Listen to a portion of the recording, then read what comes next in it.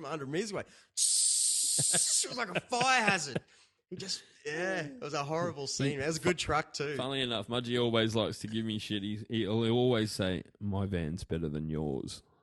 And that's all he has to say, you know, and it's like, oh, is it? Yeah, well, tell him about the green one he used to but have. Yeah, He's gone through a few. I never heard the gas cylinder story. He's still getting around. He's got an Instagram account. I think it's Mudgy with all the hyphens or something. I don't know.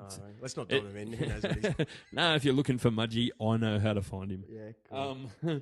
But yeah, no, I've had plenty of crazy nights with him and Angry, who you mentioned earlier, especially in those mini motocross times. And, pretty wild fun to hang out with the pair of them. I've still got archival video footage of some pretty decent burnouts in his van and stuff like that, you know, like unreal. Stuff that you wouldn't get away with anymore, that's for sure. Nah, pre-Facebook stuff. Yeah, pretty much. Geez, I've got so many stuff I want to say about him, but I won't. So many things, man. Anyway, let's move on. Yeah, sure. Tell us a story. Tell us the story. What were you doing today? Today was Web Business Day today. I always, I like to do a little bit of online content stuff and website creation for people and social media management and blah, blah, blah. It's kind of like, my daily. So, I was just sussing out a couple of new websites, transferring a few over to another host, talking to one client about some more e-commerce stuff, and getting a new client set up for, probably start making his next week, and finishing the guys from Num Num Tattoo Spray that I was talking about. I've just recently finished their e-commerce platform and their website, and because they've got small budgets and stuff, it's very much creating it live as it happens, as they have budget for me to do things. So, Monday to Friday, I'm normally plugged into the internet, editing photos of video or creating stuff for online content. So, and then, like I said, I've been my own boss for that long that I'm always on the hustle looking for new work and chasing up people who owe us money and stuff like that. But hey, have you had this happen to you yet? Because I find it pretty funny that we're the guinea, like the new. It was us, our generation. There was no internet. Now there was internet. There's Facebook. Yeah. That's even Facebook's still kicking. Yep. Have you gone through your phase yet of sort of get me away from this, and come back? Obviously, I did, man. I did like a year ago when. Yeah, right. I'm really trapped. I'm really stuck on this phone, and I was spending my entire day looking at this screen. I think kind of went, whoa, what's going on? Yeah, I mean, because I've been doing business on the internet for quite a while, and it was a big part of my sales business earlier as well. I was a sales rep for some of the biggest skateboard, shoe, and hardware companies in the world, and as it all kind of happened, we were doing business online, and we were meeting new clients on Facebook, and I think that's kind of where I started to build my skill set.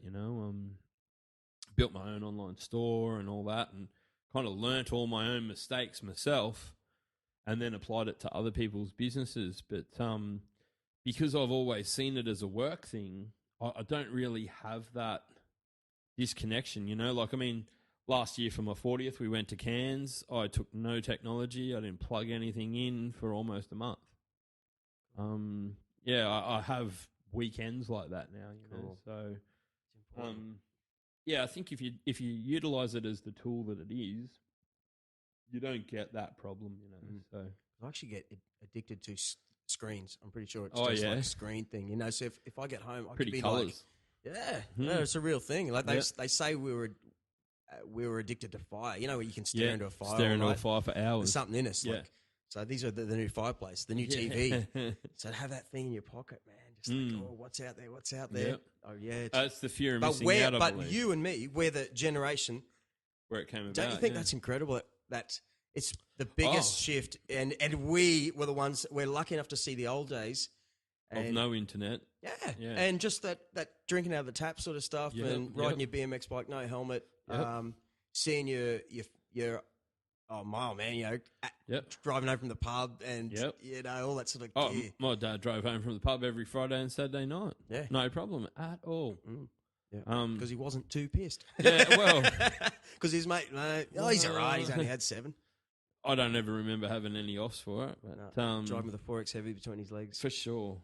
And, that whole, like I lived a little bit out of Roachdale, as you know, and, it was probably 6 or 8 Ks to the local shop, but I still rode down there on my own every Sunday morning to get Dad the paper and the milk. Yeah.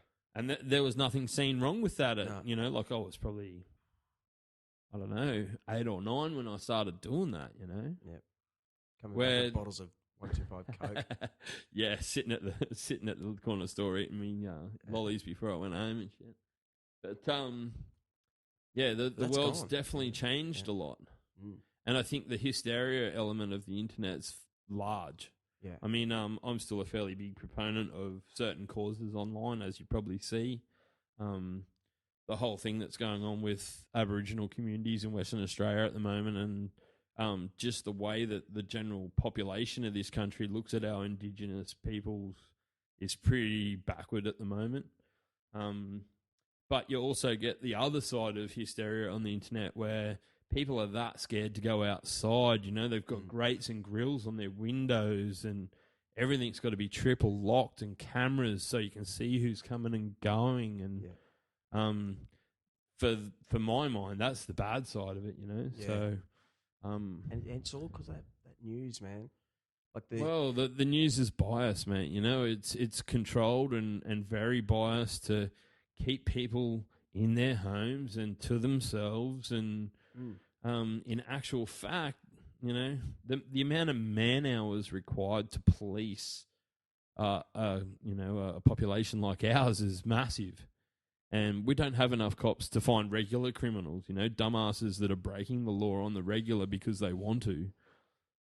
I think, Joe Average has got nothing to fear, Yeah, that's what I think, man. Crime levels are nowhere near what they tell us, Today, tonight's the one that gets me, I think they've really scared that generation above us into being mistrusting of everybody. Yeah. So... I was telling you off air. Off air. Off air. Ooh. Oh, yeah, that's good. Is that the first time you've said that today? Yeah, it's the first time I've said that to anyone. That's great. Unofficially, officially. About always listening to 4BC and getting hooked on it because I drove to Brisbane all the time and started getting this talk back negativity. And then you realise that they're always peddling misery. 24/7. But there's something at the time, there was something in my brain that was looking for misery. Like, ooh, has there been a tsunami today? Ooh, has there been, what's the thing? I need the news. I chucked it away, mate. Yeah. Because my new focus is just being making happy. sure the people I see every day in this suburb, only this suburb, 'cause I can't help the people in Syria. You know what I mean? Like, and if it was 100 years ago, I wouldn't have had a clue about it anyway. Yeah. Right. But what's important is staying strong and fit, because if I have to punch on down the end of my road because I feel someone is doing someone bad to the neighbour, that's my point of view. Is like being absolutely the sweetheartest bloke to every single person I see in every day. And that'll hopefully spread to the next person that goes, he's a good guy, I want to look after him, and this and that and that and that, because I started to focus on the stereotype. And that's what makes just the news, mate. I'm not a fan. So, no. Well, I was for 15 years, man. I started opening the Gold Coast Bulletin, and I read it every day for that chat room. You know, that little SMS chat room they got in there? Man, every day. Oh, what are the Kiwis doing? Oh, yeah. What about this? What about this? It definitely, like, I'd always been really wary of the bully. I don't know why. It always had been. I suppose I worked for the university magazine back when I was at Griffith back in the day, and I think that sort of student unionism sort of feel kind of gets you in that mindset of distrust of mainstream media and such. And it wasn't really until we started fighting the council about Wavebreak Island and the cruise ship terminal and all that it became very apparent that the news outlets were, and especially the local ones, were just puppeteers for those that paid for it, and the advertisers and the real estate people that advertised in it, and the big business in this town definitely was dictating the news. Yeah. And the point of view that it came across. And once I really kind of came to that conclusion, and kind of looked at the rest of the world and its news, I'm more inclined just not to. I think they're hurting. They're really they'd have to be now. They are, because people are just either getting fed up or they physically don't pick up papers anymore. No. So, you're searching the news you want online more so. And a non-biased opinion. Yeah. Yeah, actual facts. I mean, my sister still works for one of the biggest media outlets in the country. They, in the last 12 months, have only updated their systems from a DOS-based computer system to a Windows-based system. Wow. Can you comprehend that? Like, one of the largest media companies in the country was still using an outdated system because they were so worried about their own security internally that it was just still because that's the way it always had been. And she worked for some other ones in Sydney and stuff, and yeah, it was unbelievable, mate. You were just like, you're the media outlet that's been feeding our whole population these lies for all these years, and you're that technologically retarded, like, am I doing something wrong here, like, I think it came back to the whole Matrix theory, like. I haven't seen that movie. Oh. Do I have to see it? Yeah. I think so. A friend of mine's in it.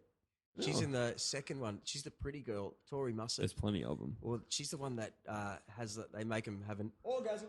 Hey! Yeah, do you remember that scene? Oh, not the girl in the red dress.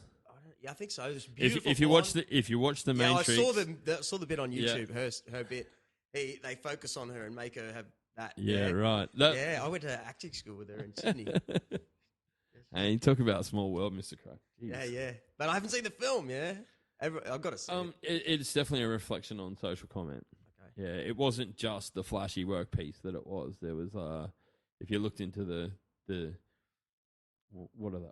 I'm not quite up with the, those people that debate movies and all that sort of stuff and their meanings, but yeah, it definitely made you realise that we all are just numbers in their system to keep their system rolling, and maybe it's better to disconnect. Okay, this weekend. Yeah. I'll see that, mate. Maybe sit and have a look. What do you reckon? I reckon we've still got heaps to talk about, which I knew would be the case. But because you're just to explain, which I didn't know, you've lived in Kira. Well, kind of grew up at North Kira on weekends. We were always Brizzy crew. I got ribbed for it quite a lot when I was younger, skating tube and old bowls and stuff. I didn't start to learn to surf until I was about 16, I suppose. Like I was that skate rat for a long time. They're updating the bowl there at Tugan now. Yeah, I saw there's construction there the other day. I was down there catching up with a mate. But from that and learning to surf at Kira and D-Bar and stuff, I definitely know a lot of the older blokes down that end of town and, through the 90s and all that at Burleigh and stuff like that. I know plenty of solid crew there and, I think I definitely experienced the Gold Coast in some of its better days. I'm not so sure currently about where it's headed, but I can't tell you the last time I went to surfers. It's different, man. Yeah. It's different. I think I kind of stopped going there when I stopped seeing, guys with surfboards walk down the street. Yeah. Well, when I say it's different. It's basically the same. It still has that funny. It's definitely not Hawaii on the postcard feel. That you'd kind of want it to be in that street. You've got a lovely photo of it on the wall, by the way. Yeah. That's right. I used to live right here. Yep. I think I've been to that apartment. Yeah. I mean, it's still for mine. Like, I still shoot photos around here. I still love the place as much as I hate it. But every photo I take of it, I call it Gotham City. And looking at the outline, it is, man. What's Instagram, man? You're obviously shoot your photos and you've got. I don't have Instagram. You're about the 20th person to mention it in the last 6 months. I need it. Yeah. Yeah, Instagram's one of the funny social channels. You know, it's very visual. They've got video elements and stuff like that. I still think most people are just using it for pictures. It's a good way to convey message visually without really going